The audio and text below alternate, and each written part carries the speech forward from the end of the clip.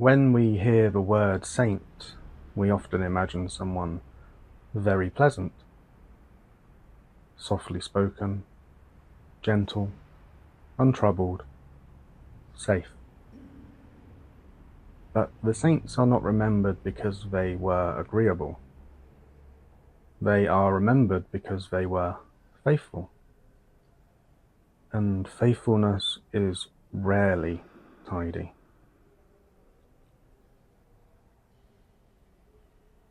The saints were men and women who took God seriously, in times when it would have been easier not to. They loved God more than comfort, truth more than reputation, Christ more than safety. This made them strange. Some of them were joyful, some were angry, some were stubborn, some were afraid. Many doubted, many failed. None of them were impressive by modern standards. The Church does not remember the saints because they lived perfect lives.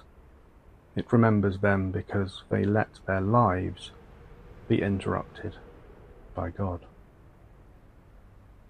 Saints are not escape artists. They do not float above history. They step directly into its wounds.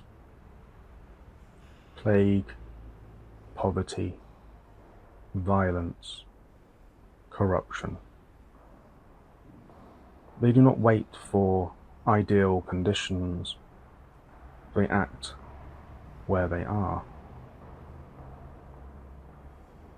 This is why the saints are unsettling. They expose our excuses. They show us what love looks like when it costs more than intention.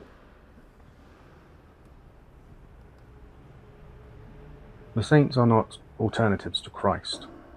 They are witnesses to him.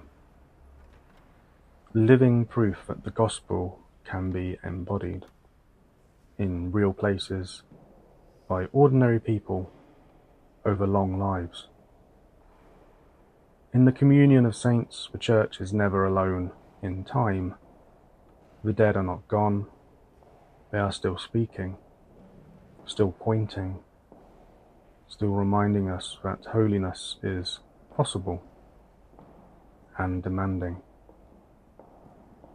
In future videos, many sparrows will tell their stories, not as legends, not as moral fables, but as human lives, caught up in the mercy of God.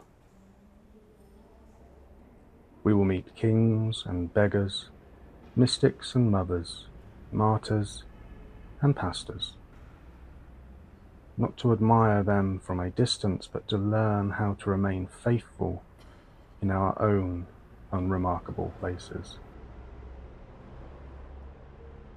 You do not need to become extraordinary to be holy. You need to become available. The saints are not nice. They are real. And that is why they matter.